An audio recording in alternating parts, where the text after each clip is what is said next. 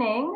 My name is Nicole Lindstrom. I research and teach European politics here at the Department of Politics at the University of York. It's my immense pleasure to chair this conversation tonight on an important topic of the alleged crisis of democracy in Europe. So now moving to introducing our two speakers for tonight. First, a warm welcome to Larry Bartels, who holds the May Wertherin Shane Chair of Public Policy and Social Science at Vanderbilt University in Nashville, Tennessee. Welcome. His scholarship and teaching focuses on public opinion, electoral politics, public policy, and political representation. He's the author of numerous books, and most recently, a book that shares the title of our panel tonight, Democracy Erodes from the Top, Leaders, Citizens, and the Challenge of Populism in Europe, published this year by Princeton University Press. He's also author of numerous scholarly articles, as well as commentaries in New York Times, Washington Post, and other prominent outlets.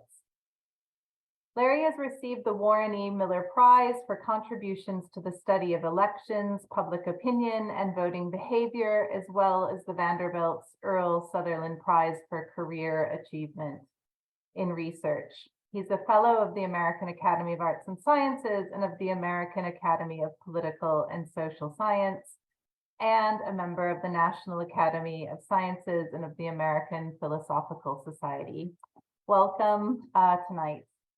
Thank you. And our second guest in conversation tonight is Jarosław Kuisz, who's a political analyst and essayist and editor-in-chief of the Polish weekly Kulturna Liberalna, translated as Liberal Culture. Jarosław is also associated with CNRS in Paris since 2014. He's held positions at many places, including a visiting scholar at University of Chicago Law School, Columbia Law School, co-director of the Knowledge Bridges Poland, Britain, Europe project at University of Oxford, and Marie Curie Fellow at the University of Copenhagen. Recently, he's been a fellow at the Wissenschaftskolleg in Berlin and the policy fellow at the Center for Science and Policy University at the University of Cambridge. You'll see him writing regularly in The Guardian, The New York Times, Le Monde, Neue Zürcher Zeitung, and he has a regular column in Die Tage Zeitung.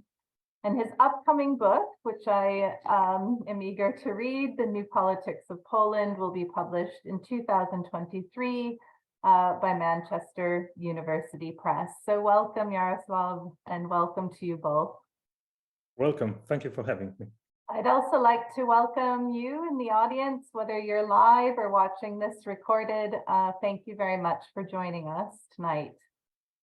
So the order of our conversation tonight, we'll open by giving each of our panelists approximately 5 minutes to set out their arguments or their views on this question of the so-called crisis of democracy in Europe.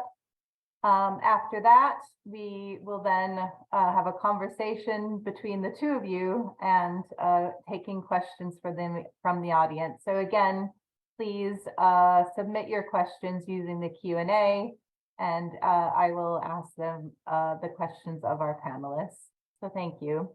So we'll start with Larry.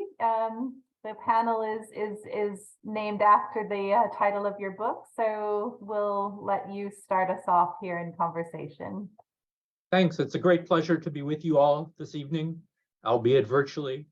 I'm a scholar of American politics. Most of my work over the last 40 years has focused on the working of democracy in the United States, but several years ago, I turned to Europe and came to the European political situation with, I'd say, the kind of conventional wisdom that seems to be prominent in popular discourse and journalism about European politics, maybe especially in the US. Starting a decade ago, in the immediate wake of the Euro crisis, there seemed to be a perception, first of all, that there was a substantial crisis of contemporary democracy in Europe and in the West generally, and that it had largely to do with the ramifications of the Euro crisis, that economic distress was in some way a substantial part of it or a substantial driver of what was going on, and that the crisis was manifested largely in what I'll call bad attitudes, aspects of public opinion that seemed frightening or dangerous to a lot of people.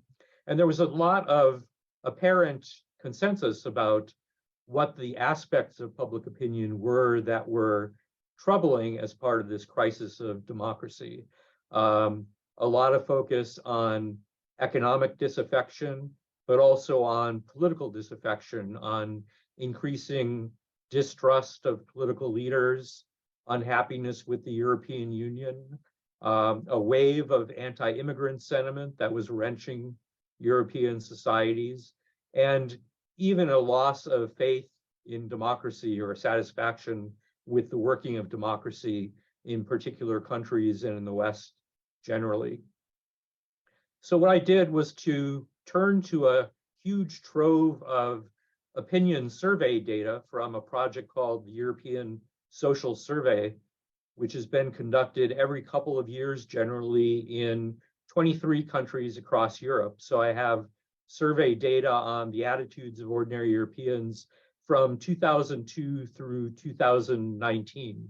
And I turned to those data with the idea that I would document some of these important worrisome trends in public opinion that were at the heart of the so-called crisis of democracy.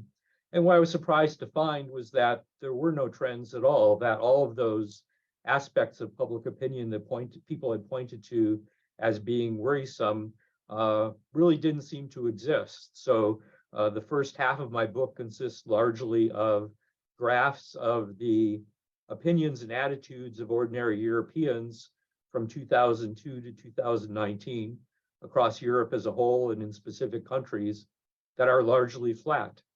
It turns out that one of the only important changes in opinion was with respect to attitudes about immigrants and immigration, but there the pattern was actually that Europeans in general had become more favorable, not less favorable, toward immigrants and immigration.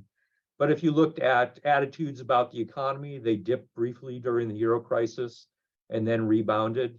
Attitudes about the European Union didn't even budge very much during the Euro crisis, although there were concerns about the ability of the European Union to coordinate an appropriate response to the crisis. Even in the worst of times, most Europeans had more confidence in the European Union to address the crisis than they did in their own national governments.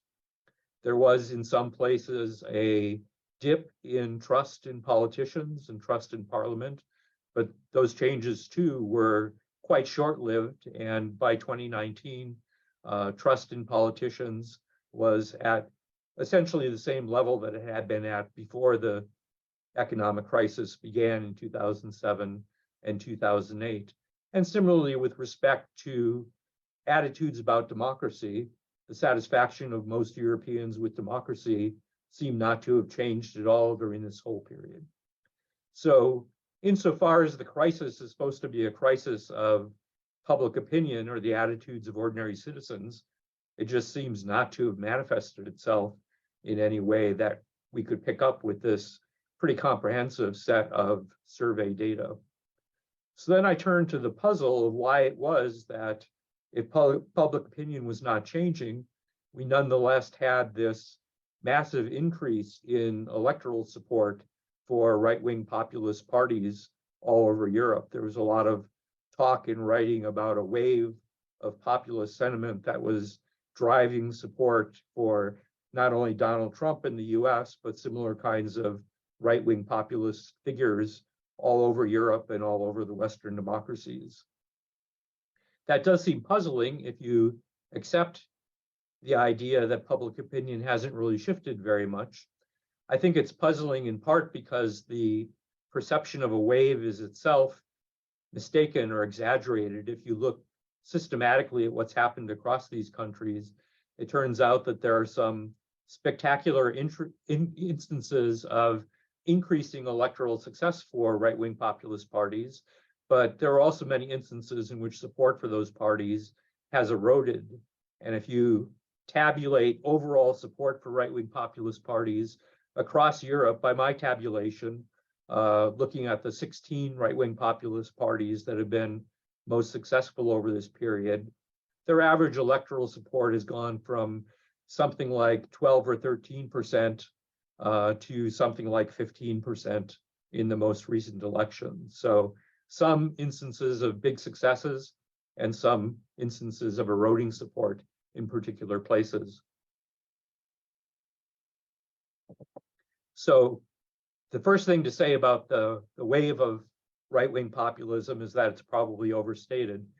But the second thing to say about it is that in places and times where there has been a lot of support for right-wing populist parties, I think that success can be accounted for much more on the basis of what I'll call supply side factors than on the basis of demand side factors.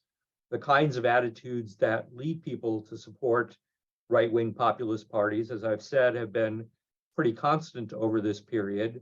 But in particular times and places, right-wing populist entrepreneurs have had success in mobilizing people and translating those attitudes into support for their parties for reasons that are largely idiosyncratic. And I have some brief case studies in the book of particular instances of right-wing populist parties that have attracted success, but in almost every case, they've attracted success not because there's been a swelling of right-wing populist sentiment in the electorate, but because particular leaders have succeeded in appealing to people's frustrations with the failures of mainstream incumbent governments, often attracted a great deal of exaggerated press attention to relatively small successes, and therefore been able to build on those successes. And as a result, these variations in demand, I think, account for not only the small overall rise we've seen in support for populism, but also in the more spectacular successes in particular cases. And in places where these right-wing populist parties have achieved power, in many cases, they haven't had much impact on public policy. The two cases in which they really have had important negative consequences and created substantial democratic backsliding, which I think we'll probably talk about in a lot more detail over the course of the next hour, are Hungary and Poland. Those are places where the support for right-wing populist parties, I think, is often misinterpreted. If you look at the survey data from those countries just before the right-wing populists took power, the support for those parties really looked pretty much like the kind of support we see for conventional mainstream conservative parties in most parts of Europe, rather than support for right-wing populist parties. For example, there's virtually no relationship between attitudes about immigration and attitudes about the European Union and support for these right-wing populists who managed to take power in Hungary and Poland. They were essentially pretty mainstream conservative alternatives to incumbent parties that failed. And then after they took power, they decided to entrench themselves in power by engaging in a lot of illiberal maneuvering to the detriments, I think, of the quality of democracy in those countries, but for reasons that had much more to do with their own desire to entrench themselves in power, rather, I think, than with any popular pressure from their supporters.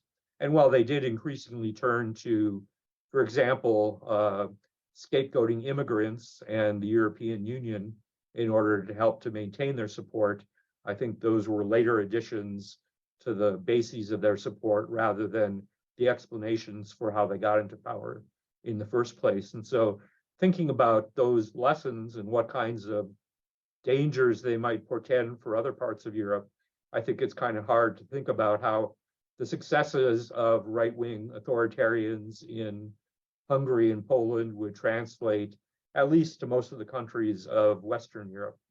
Thanks very much for that. I have a lot of questions, and again, I'd encourage the audience, please put them in your Q&A or use the Q&A function. We'll turn to Jarosław for your kind of opening comments. Thank you so much. Well, I would like to start with a very basic comment that I agree with a lot of what was written in your book, and I think that the hypothesis that the real crisis stems not from a populist public but from political leaders who exploit some deficits of democracy. I think this is plausible. Yet, I think that for the sake of our conversation, it would be perhaps interesting to add two dividing lines that may be of importance for our conversation on the democratic backsliding. First of all, it is the dividing line between the eastern and western part of Europe. In the recent times, the analysis of the imitation of the West became popular, and I think rightly so. That in the Eastern Europe, there was a kind of an imitational frenzy that took over almost the whole region and virtually all the countries. And it's one of the most important topics for the for the debate on democracy, because the institutions were modeled on the Western institutions and patterns and procedures. But I think that this demands a footnote, but a big one. In fact, since 1989, because that's the short story of the Eastern European democratic adventure, there was another imitation pattern. And that was largely overlooked from the outside. I mean, it's not really surprising. The second imitation pattern, the second imitation path was how to go back to the pre-Second World War past. That was like getting out of the history trap, which meant in fact to be under the influence of the Soviet Union at that time. And for almost half of the century, there was a dream of going back in time. I mean, there was like, let's restore our sovereignty, let's get back our independence. And that was not only the dream of Poland or Hungary, but of virtually all the states of the former states of the region.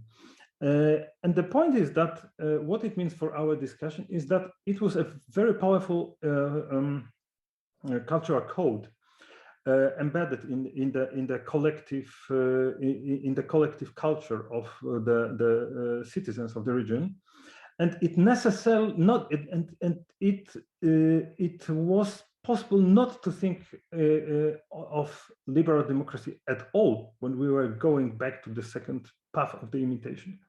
Why it is of importance? Because after 1989, we had this virtually 25 years of the first imitation path that, with the exception of Hungary, because here we could comment on that, why something happened in 2010 earlier. But in the case of Poland, it was 2015.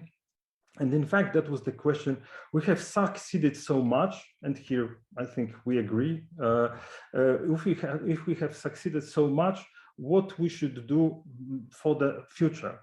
Poland and other countries of the region found themselves in the EU and within the NATO frames. It meant that the big challenge, geopolitical challenge, was turned out to be so successful that then the second question was where we could have the resources for the second boost for the future. And it turned out in the 2015, and there are interesting data on that matter. It turned out that the second path would be how about our sovereignty? How about going back to the to think of the powerful state, the powerful state that could imitate more what we had in the past. And here we have this incredible story of Hungary of 2010 and Poland in 2015. In fact, that there is a question how to hijack the state, because the national populists, they soften their slogans in order to get power. But once they have gained power, they hijack the state and its institution. And this is exactly what happened in Poland. I agree with Larry Bartels that in 2015, there was, I mean, we did not quarrel about the rule of law at all. There were economical issues. There were some social policy debates, but it was not really about what provokes us to discuss the democratic backsliding. Saying that, we have the hidden source of polarization, because and here I would like to underline the second dividing line for the sake of our debate. We have the populism of the government and the populism of the opposition. And why at the moment when we have populists in power, they start to change the rules of the game, and they profoundly do so. And it means that they are imposing the polarization, and they are looking for the agenda that could go with the popular sentiment. And here we have these collective culture traumas that were used or abused by our populists in power, because we in the region we could even talk about something that I call the post-traumatic sovereignty. Virtually not only Poland and Hungary, but also the Baltic states and Ukraine, there is a phenomenon of recurring loss of statehood and sovereignty. It was always accompanied by episodes of violence, and it could be, according to what we know about the traumas, could be seen as a source of collective trauma. And by extension, it is an important part of collective identity. And here we have this, the moment when this post-traumatic sovereignty was used for the sake of populism. And it became a dividing line of the political parties in our part of the Europe. But in fact, in Poland, it is really blatant to see that the populists in power would like to defend the sovereignty against the East. At present, it is obvious what it means, but also against the West. And it turned out that the most important dividing line, the most profound, became the one that concerns sovereignty, because the opposition in Poland, pro-democratic opposition, would like to preserve sovereignty towards the East, but not towards the West. And it turned out that this is a huge dividing line, the huge political dividing line at the moment of the historical success, because Poland and other countries of the region, with the exception of Ukraine, of course, and Belarus and Moldavia, found themselves in the EU and within the NATO frames. And it turned out that then a new set of troubles became apparent, because all of the success was so big that it turned out that people started to look for other answers, and they went back to the past, and the past turned out not necessarily to be democratic. Thank you. Thanks to both of you. And I see a question here that follows on very nicely from how you just concluded, Jarosław. And you do mention this in your book, or address this in your book. Larry, but in your view, are there any similarities? And this is a comparison that is often drawn between this populist moment today and the rise of Nazi fascism in the 20s and 30s. So would both of you like to, or one of you like to tackle this question? And I think, yeah, if we could start maybe with Larry, you do address this in your book. One of the things that's impressed me as I've looked at this and thought about it more is that we often slip into a kind of simplistic way of thinking about democracy as a yes or no thing. But in fact, there are immense gradations of democracy and also various dimensions of democratic functioning on which we might evaluate particular countries or political systems. And I think it's important to bear in mind issues of magnitude here. There's a figure in the book that tries to trace the quality of democracy as judged by experts, academics, and journalists through the VDEM program, which in some ways, is only an approximation to what's actually happening on the ground, but I think is helpful to provide some perspective. And as these right-wing populists take power and begin to implement their backsliding, you see these countries drop from a level just below the high-functioning democracies of Western Europe, like France and Sweden and Germany, to a level that's kind of in the moderate ballpark range of countries that have substantial democratic elements to them, but are less fully functioning democracies in a variety of respects. So you might think of them as kind of mildly authoritarian countries. But then there's a big step further down from there to the outright authoritarian systems like Russia, for example. So fascism in many parts of Europe, at least in the 1930s, I think is much more comparable and in some ways much worse than those worst cases in the contemporary world that we're thinking about. And the kinds of changes that we've seen in Hungary and Poland, bad as they are nothing like that.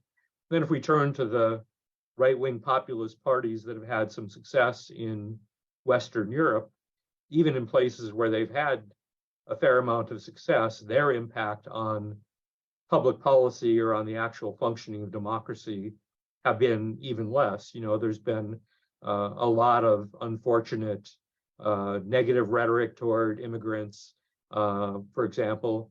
I think that's corrosive of democratic culture, but it's not something that's usefully compared to fascism in the 1930s in Germany.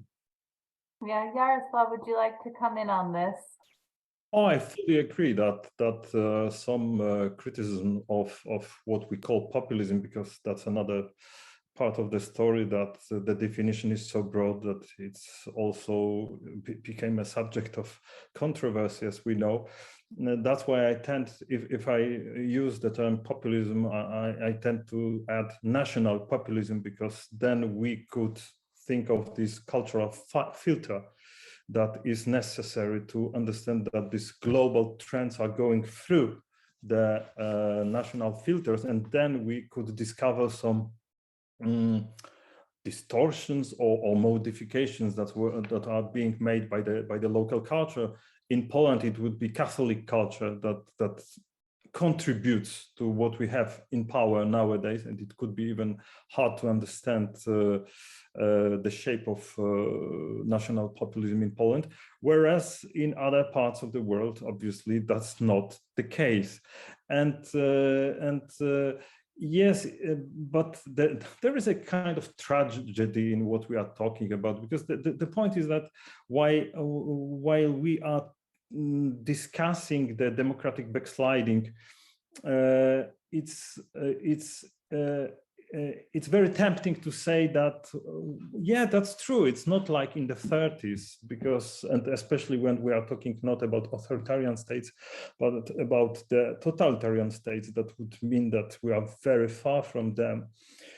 Nonetheless, there is a kind of dilemma when we should start to press the red button when we are talking about the backsliding, because for us, I mean, even for me personally, it became a personal issue. You know, it's like on the other when I try to comment on what's going on in Eastern Europe, I started to say what I believe as a citizen and what I assume as a researcher, because when you have the populism in power, it means that you tend to have this dividing line that is not outside of your body, but virtually inside you.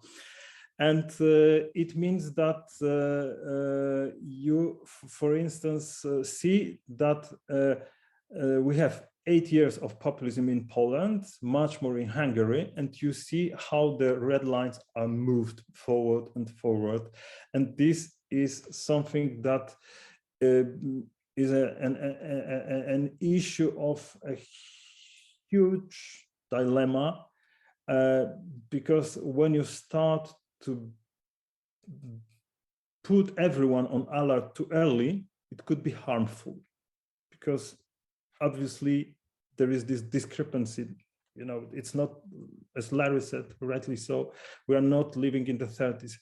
Nonetheless, after 8 years, we got to the point when we have a new law that has just passed in Poland, and the new law is supposed, virtually, it is possible to rule out the leader of the opposition of the electoral game, that because we have elections this autumn.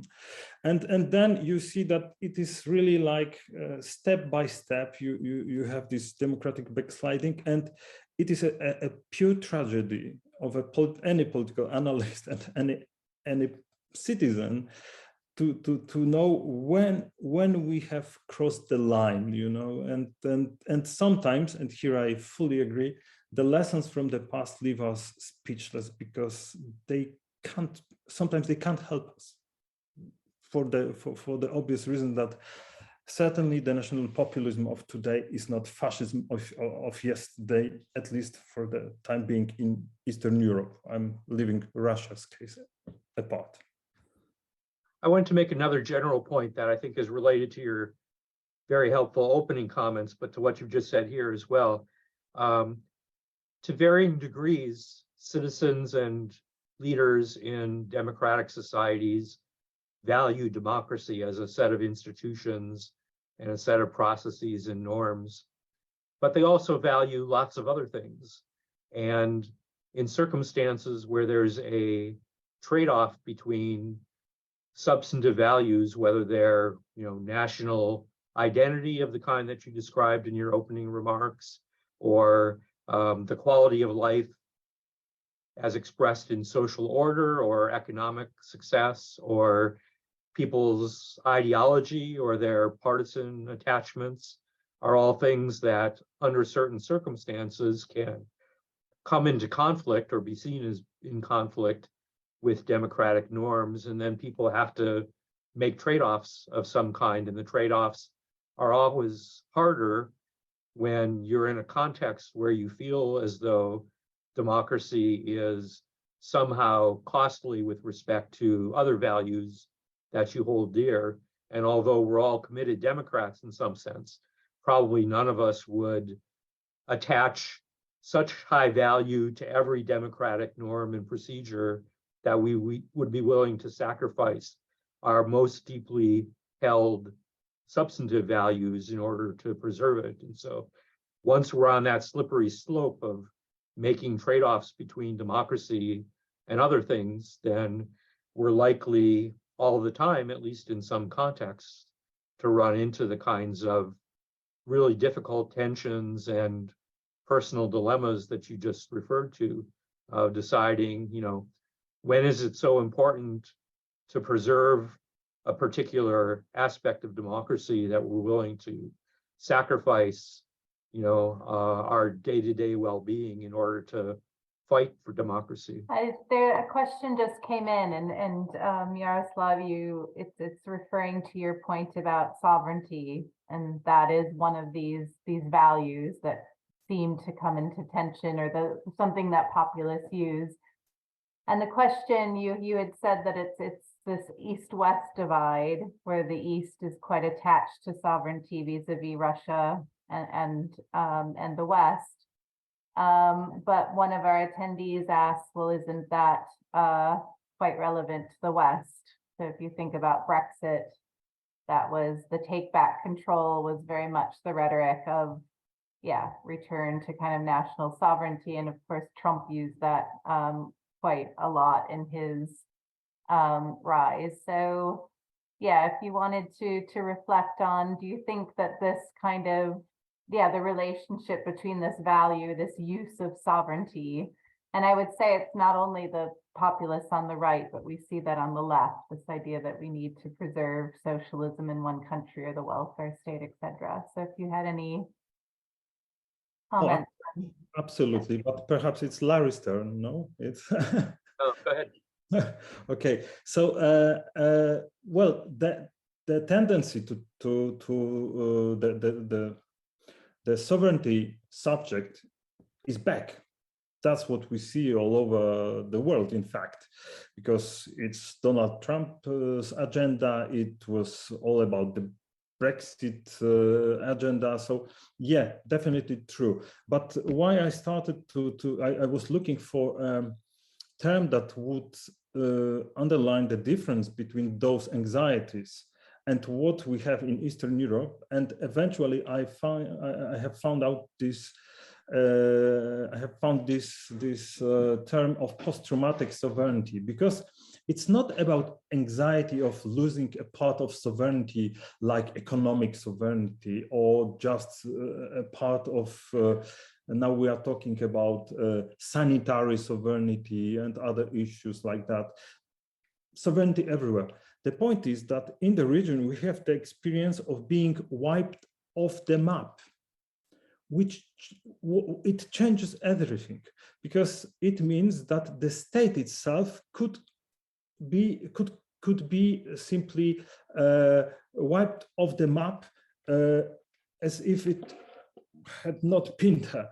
That's what happened, by the way, and that's why this is a powerful collective identity part in Poland, because Poland existed till the 18th century for 800 years as a part of the European states chessboard. And in 17, we have some crucial dates, like for French Revolution, it will be 1789. Yeah, but for Poland, it is 1795 when the third partition of Poland happened, and one of the biggest countries in Europe simply evaporated from the map. And why is it important? Because in fact, it happened for the first time, but not for the last time. The same happened in 1939. And this last example, because 1939 meant that there was this Nazi-Soviet pact, Ribbentrop-Molotov pact. It turned out to be a trauma for the whole region. It's really interesting to see it nowadays when we have war going on. And we see a kind of a bizarre, maybe unusual alliance of the countries that usually are not put into one basket. For instance, before the war, we were talking about the Visegrad Group, a post-communist group of 4 countries, Poland, Slovakia, Czech Republic, and Hungary. War changed everything, because it turned out that those countries who suffered from Russia, because they are direct neighbors of Russia, those who suffered in the past started to talk in one voice. And we have this strange alliance that, if we see the map from Finland via Baltic countries, Poland, Romania to Moldavia, and when we go back to 1939, we realize that these are the countries that were divided by the secret part of the Nazi-Soviet pact. They were simply divided by Hitler and Stalin in 1939. And all of a sudden, it turned out that Poles and Finns and Estonians and other nations of those who suffered from this Pact started to talk differently than Hungary, because their national trauma, obviously it means used by politicians or abused by politicians, is somewhere else. It's Trianon. This is the 1920, when Hungary was partitioned. And this trauma refers much more to the West than to the East. And I think that if we start to see the cultural possibilities of the current national politics, one should go back to the traumas.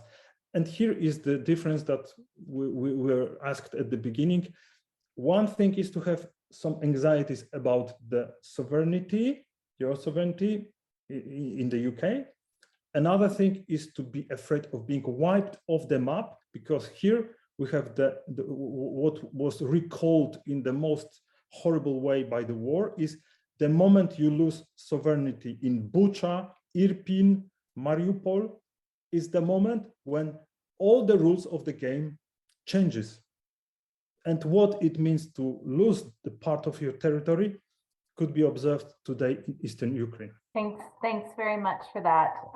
Yeah, really, that comparison, getting back to what you were saying about we need to look at these national contexts and how sovereignty is understood in particular contexts, a very important point.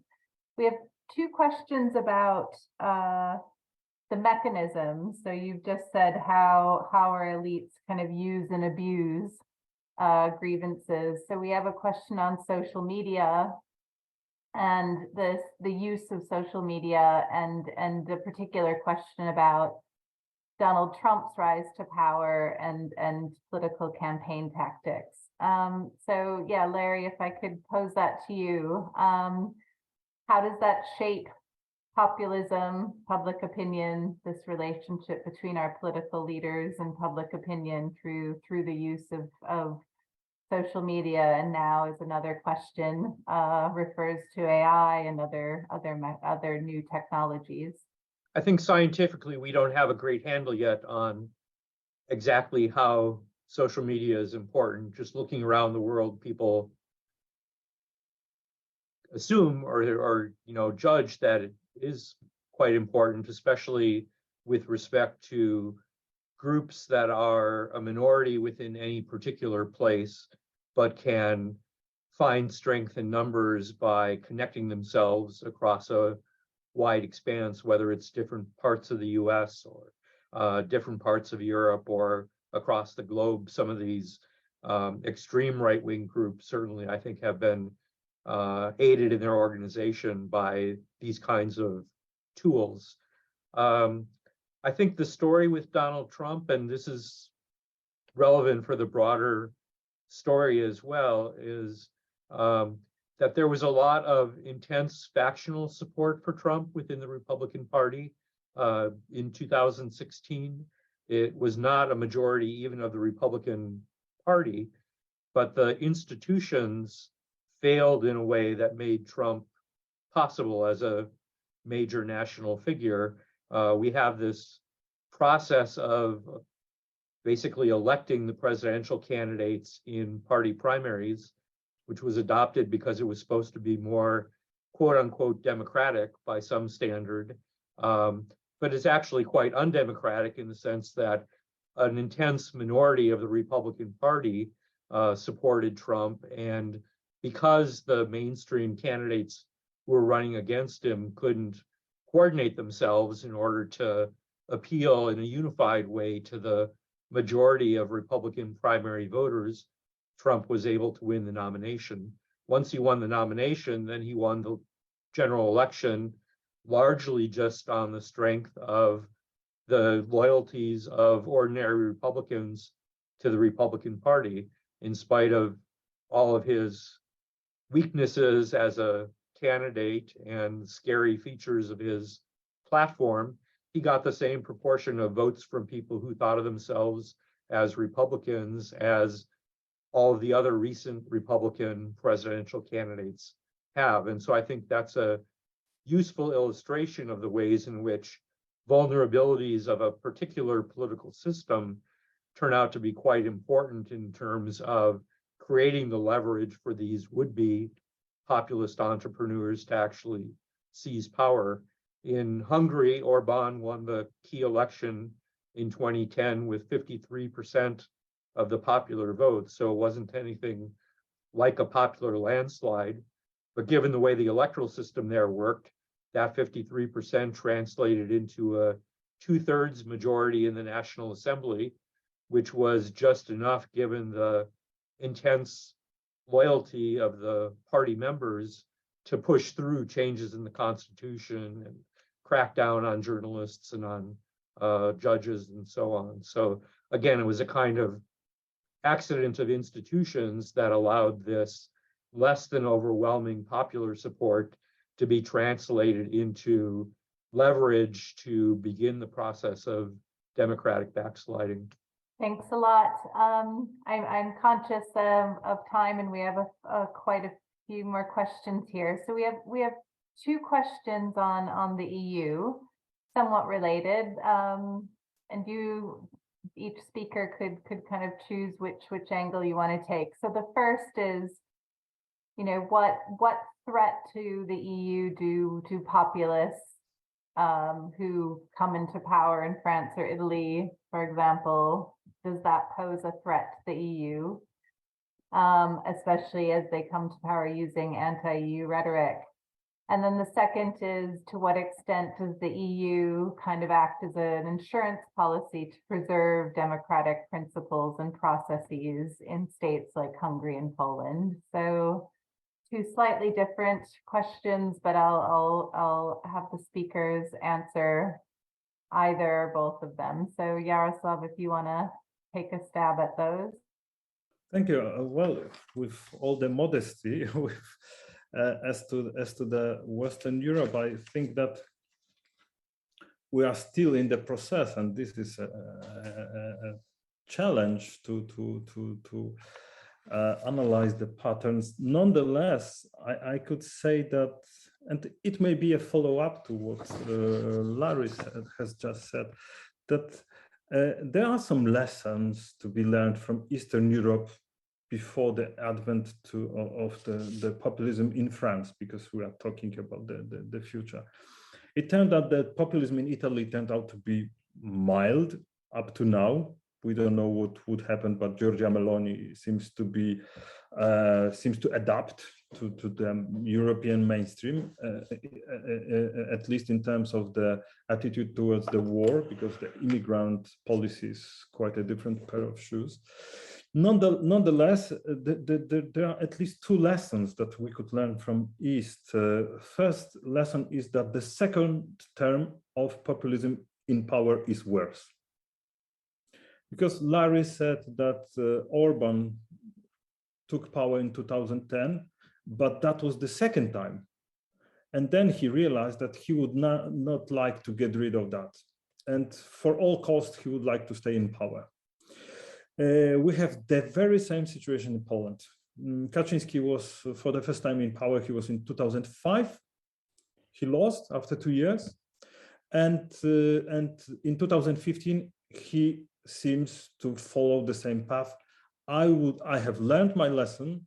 I don't want to lose power. I would like to change the country and to turn the institutions, all the state institutions, for my own benefit. That's very brief description, but it should be taken into consideration that the second term of Trump in power would be something really different from what we had for the first time. And it's just to say that we should be aware of the menace.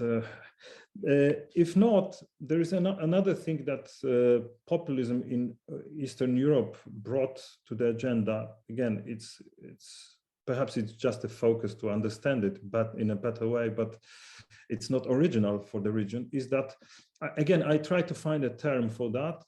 Populist-tainment came to me.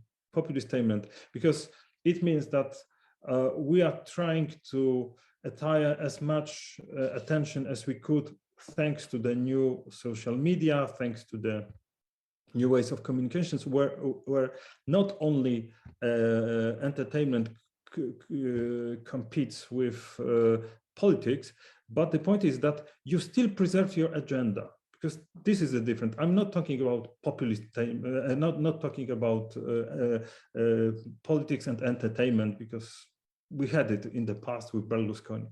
The difference is that you use it on purpose, but you still have your illiberal agenda behind your back. And when I'm seeing Marine Le Pen using her cats in a way that is exactly a copy of what Jarosław Kaczyński, a big admirer of cats, did in Poland, it should provoke us to think about these ways of playing with the audience to get the center, because if not, you can't win. And then you have the plan to hijack the institutions. But again, it's the question if it's the first or the second term, because we see that it makes a difference. So as to the first question, the threat of populism, in fact, in Italy, we saw this mild version up to now. In France, nobody can say. And this is the huge power of the populism of opposition, because why don't we, pourquoi pas? Why don't we try? You see, this is something that is difficult to dismantle by opponents. And the second question I will leave for Lara, because I see the time. I think, politicians are always looking for grievances, and there are some places in which the European Union will be a helpful basis to try to generate support. I think it's probably not going to be very important in very many places for two reasons. One is that in some of the places where that kind of appeal would be most fertile, the governments are quite reliant on the European Union for funding. I think that's the main explanation for Meloni. She's tried to behave with respect to the European Union because she just needs EU funds. The other is that in almost all places, regardless of the average level of support for the EU, the people who are relatively more enthusiastic about further integration are people who are younger and better educated, more affluent, and tend to be more influential in politics. And so for some political leaders, there's a benefit to be had by appealing to people who feel disaffected and left behind. But for the most part, in order to successfully run a country, you have to have at least some substantial support from the people who are economically most productive and culturally most influential. Thanks a lot. So very good. We have one last question. So we're actually managing to get to them all. And that is, we see this circulation of elites, these populist elites. There was a recent conference in Budapest. We see Nigel Farage going to the Trump Tower, etc. So if there is this kind of alliance, as the questioner puts it, of authoritarian or populist leaders taking place, what's the end game? It's a big question, but if you'd like, we have a few more minutes. Well, go ahead. Yeah, please go. Please, Larry, go.